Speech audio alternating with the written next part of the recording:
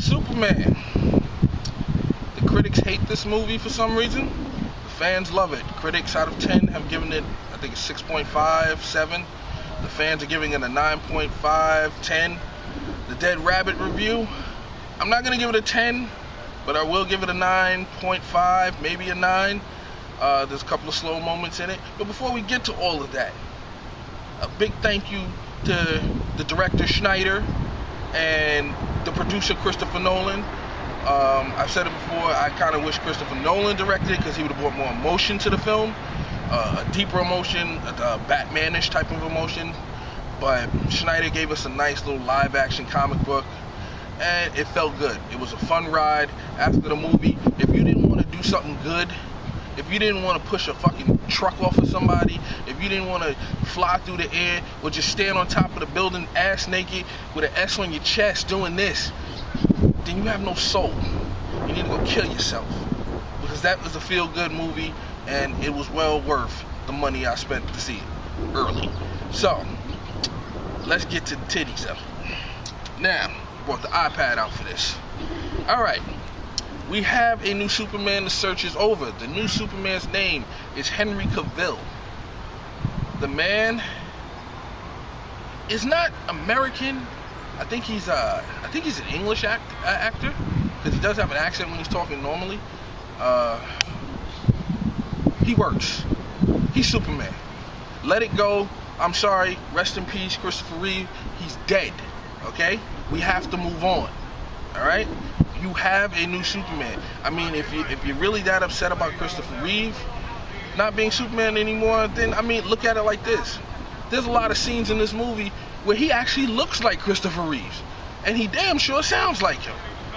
We were sitting in the theater and people were saying it out loud, like, damn, he sounds like Christopher Reeve.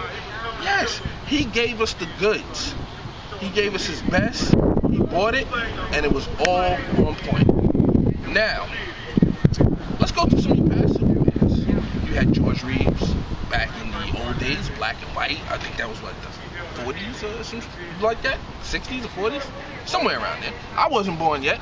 I was still sperm. Now, then you had Christopher Reeves, who's pretty much the iconic Superman of Superman movies. The man made like 7 movies. I mean, even the last one, what was that, The Quest for Peace with Sunman? When he fought Sun Superman. Even that was bad. But you watched it because it was Christopher Reeves, and you loved it because it was Christopher Reeves, because he gave you Superman. Then you had Dean Cain play Superman on Lois and Clark. It was entertaining. I wouldn't want to see Dean Cain as Superman, but, you know, we watched it because it was the only Superman you had. Then after that, we had the boy from Smallville. What's his name? You know his name? I don't know his name. That's why nobody knows your name, because you didn't want to be typecast as Superman. I said it before in other videos, and I hope you see this. See, I hope you know what you're missing out on. Fool. To be a millionaire right now. Hollywood is looking to make... Well, more of a millionaire. Yeah, there you go. Man, he gonna be broke like he is. But Hollywood is looking to make more than 3 Superman movies. They really want to run with this, and I think they should. I applaud them finally for, you know, tucking their sacks in and you know, just manning up, giving us what we wanted. Now, just do it a little better. Superman. What can we say about this movie? There's a couple of sounds just to explain the relationship between him and Lois. Now, we're going to get into that as well, but because there's a lot of stuff in this movie.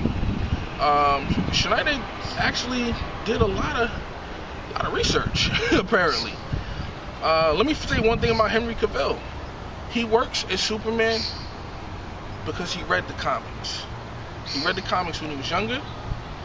He went back and read the new 52 when he found out that he was being cast for this role.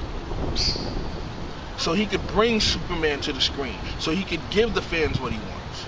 Now, some people, they did an interview with him, and, you know, a reporter tried to put him on the spot, you know, tried to grill him. And they said, well, do you think, you know, a lot of fans, you know, a lot of people might not be happy with your Superman. Does it matter to you, or does it not matter? The first words out of his mouth was, yes, it matters. because the fans are the ones who make this movie what it is. Those are the ones that are really going to be coming to see it. Those are the ones that are going to give you the word of mouth. Like, yo, I've been reading comics all my life. Go see this damn movie. It's really good. He's smart for that. Some people say he's either really smart or he has a hell of a publicist. I think the man's just really smart. He seems like a genuinely nice guy. Now, on past that, here's a little secret info. It's not really secret. You can go on the internet and find it out if you want, but most of you won't do that because you're lazy. Bryan Singer directed the last Superman movie, as we all know, aka The Super Stalker. Alright? Henry Cavill went up for that role. The majority of the panel I hear wanted Henry Cavill to play the role, but Bryan Singer said, hell no, I want this guy, not that guy. And look how your movie turned out. Super Stalker. Super suck. Super shit. Now, it would probably been a little bit better if Henry Cavill played it. But then again, the story was bad, everything was bad in that other Superman movie, unlike this one. This one, let's just get to the tidbits of it. We're going to go on the iPad.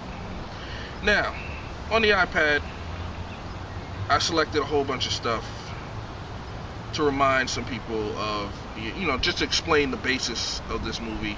Because there's going to be a lot of people throwing judgment out there. And they're going to be like, oh, well, this shouldn't be there, and this shouldn't be there, and this.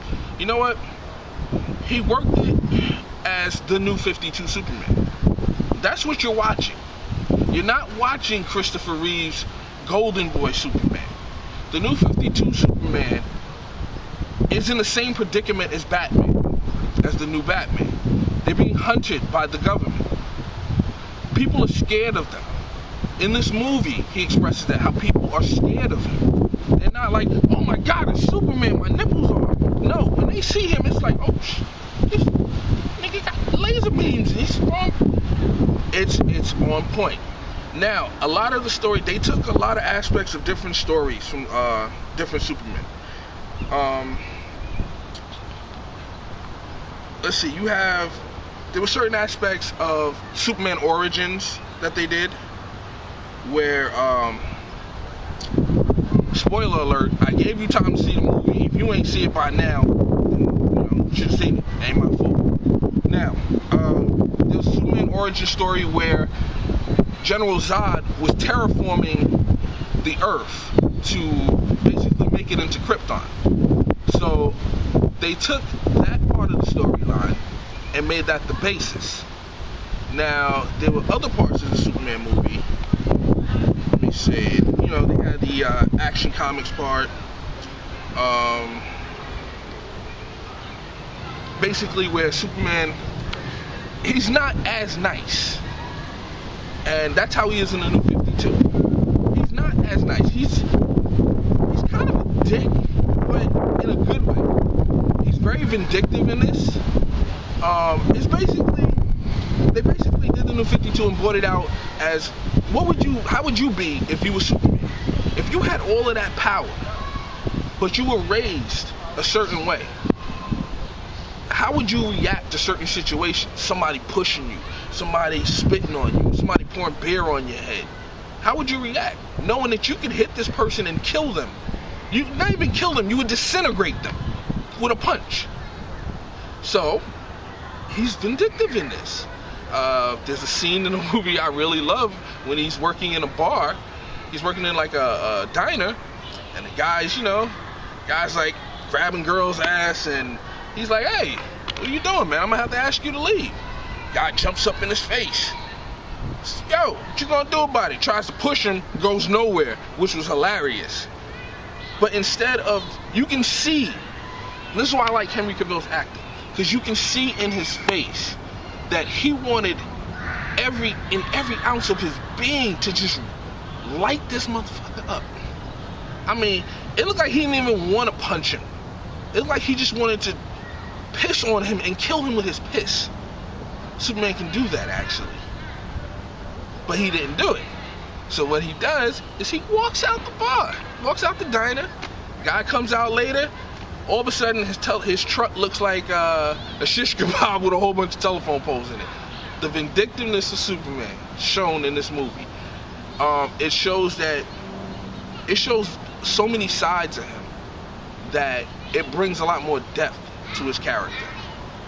And he's not just that golden boy that everybody grew up with, or that your grandfather grew up with, or your great granddaddy, grandpappy. He's not just Boy Scout, everything is good and I can't do anything wrong. No, he makes mistakes. He may be an alien, but the saying goes, you're only human. He's only human. I don't even know why they really call him an alien. I mean, he lives on another planet, but they're humans.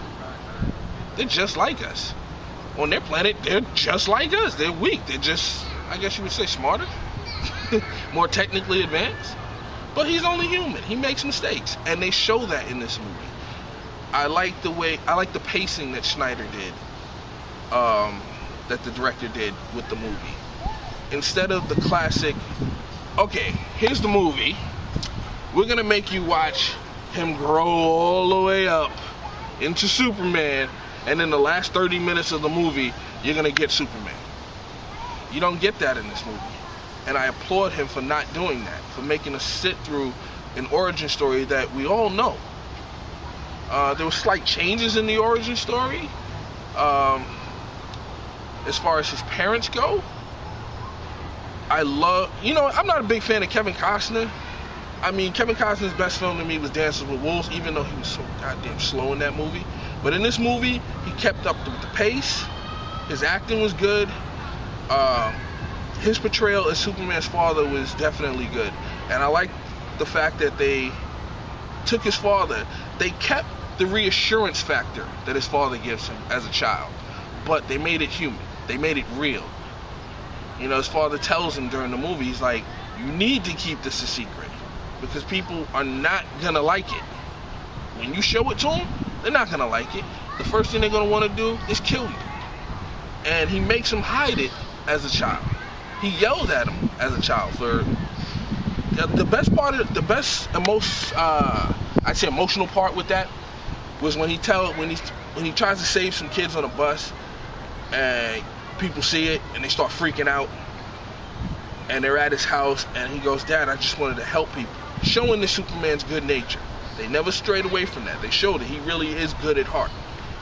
But he goes, Dad, I just wanted to help these people. He goes, what are you saying I should have done? Let him die? And his dad goes, yeah. You don't understand what you're getting into. You don't understand what you're going to do by showing people this. And they kept it real with that, and I like that. His mom, on point. Even though they killed his dad a different way from the comics. I liked it. Spoiler alert. The way he dies with the tornado was actually really nice. It was really emotional. I'm going to say that. It was very emotional. You really thought at that point Superman was just going to cut loose and just tear ass through the damn city. But it was definitely emotional. It was well done. The movie was well done in general. Let's see. General Zod. There was a nice little... I guess if you remember the old Superman movie with Christopher Reeves, when General Zod, he had the two henchmen, the chick, and the big wolf dude. It was always growling. Well, I guess as a nod to the old movies, they threw them in there. I like the chick.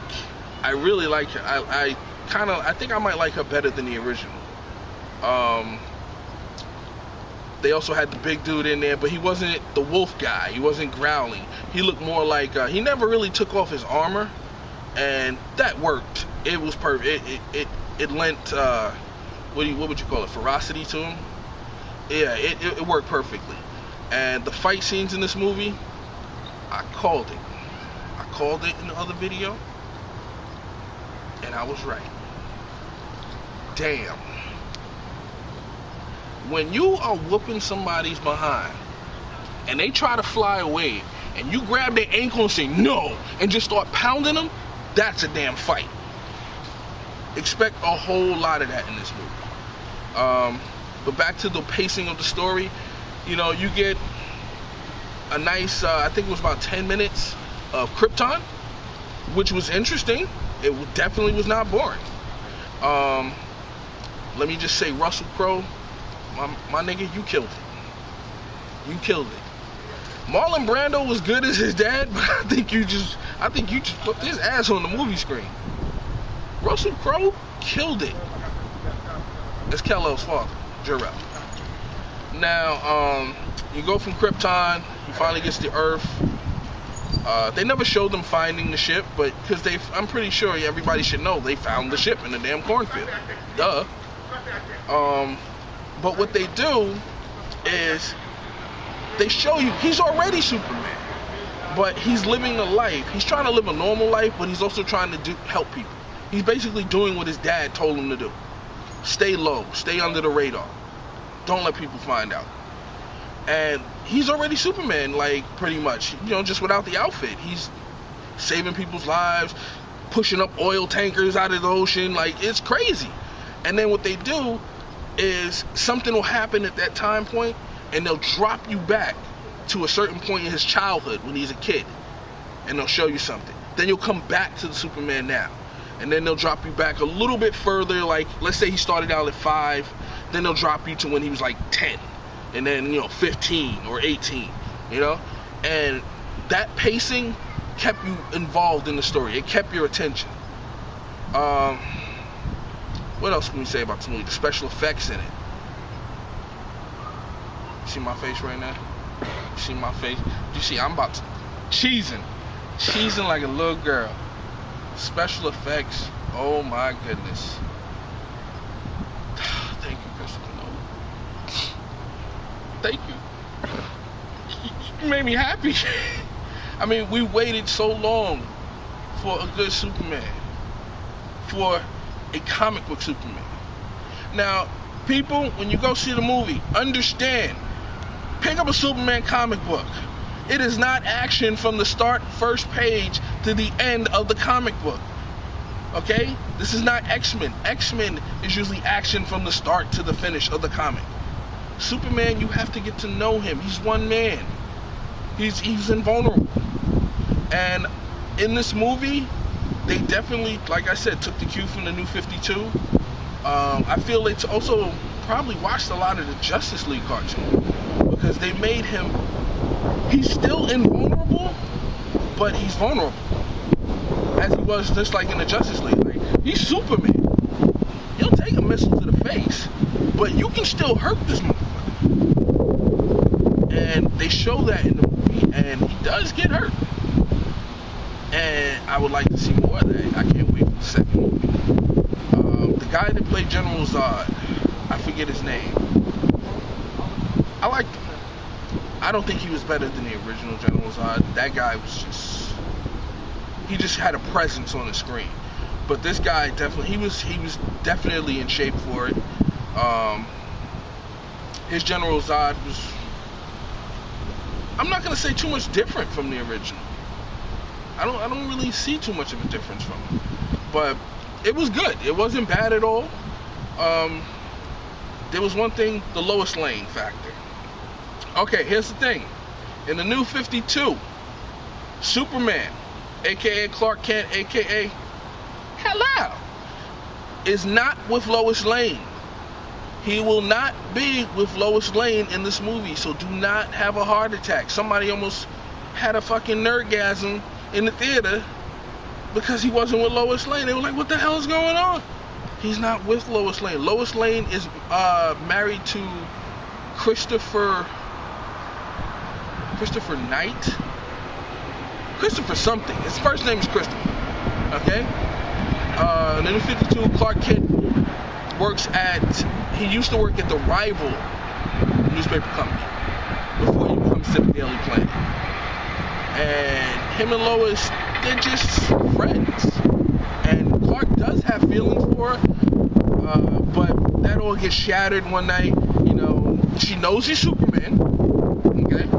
And it all gets shattered one night when he goes up to her apartment and her boyfriend's there. So, it's like, oh man, I gotta leave. And I guess they forget that this motherfucker has super hearing. He can hear through walls, through cities, through the earth. And he asked him, hey, what's with you and Clark? And she goes, oh, Clark, please, that guy? No. never would happen, and it kind of breaks his heart, and that just destroys the whole chance of them getting together, because she pretty much just played him. I said it a lot in a lighter tone than what she said, but it destroys their relationship as far as them being together. So they're just pretty much work buddies, and she knows he's Superman, and just like in this movie, she knows he's Superman. She finds out. The girl that played Lois, maybe it's all the years of Lois looking a certain way. I'm not gonna say I didn't like her acting. I liked her acting. I just didn't feel like she kind of looked like Lois. She's a short, little, chubby, blonde hair. Is her hair blonde or brown? I couldn't even tell. I think it's brown, blondish brown. And she was a good Lois. Don't get me wrong, but I'm just used to like Terry Hatcher. You remember Terry Hatcher, right, don't you? Oh, Terry Hatcher. And those little short skirts, those little legs, little shiny. But you know, I'm used to Terry Hatcher. I'm used to what's her name that played Lois in Christopher Reeve's movies. I don't remember. I've known her name for years, and now I can't remember her name. Ain't that a damn shame? Yeah. I mean, she had a presence with her. She was like a Lois. She was dirty. You know what I mean? It was like you could imagine her in the bedroom, and she was just like, "Oh, Clark, you dirty pig, rub shit on the back of my neck." Like, she was just dirty. Like, but and Terry Hatcher had that. I'm just really sensual. I'll bang you for the story kind of appeal to it. This Lois, she doesn't give that appeal. She's more of a go-getter. I guess they're trying to keep update. She's like I am woman. I can do it all, and they actually expressed that when she kind of tells the generals, "All right, we done measuring dicks in this room." So it was like, yeah, this Lois is straightforward. Okay, it's cool, but I don't know. I just wasn't feeling her all that much as Lois, but she was a good Lois. Let's just keep it at that. Superman uses his eye beams a lot. Yeah, 22 minutes right now. Thank you. Thank you. Every time you turn it, he performs surgery with his eye beams just to show you how real it got. Spoiler alert, nigga. This movie, I'm giving it 9.5. Straight 9.5. I would have paid $25 to see this movie. That's how it's worth it. Comic fans are right. They have a right to love this movie. They have a right to love this man. No homo. Okay? I'm a grown ass man. I say what I want. You got a right to love this man. This man, Henry Cavill, love him. He is your Superman. The score. Let me get to the score of this film though.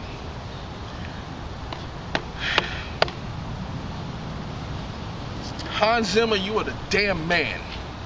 I don't know how you do it. I mean, I listen to a lot of Hans Zimmer's music. I have a lot of it on my phone. I have the Batman scores. I have a lot of his stuff, the Pirates of the Caribbean.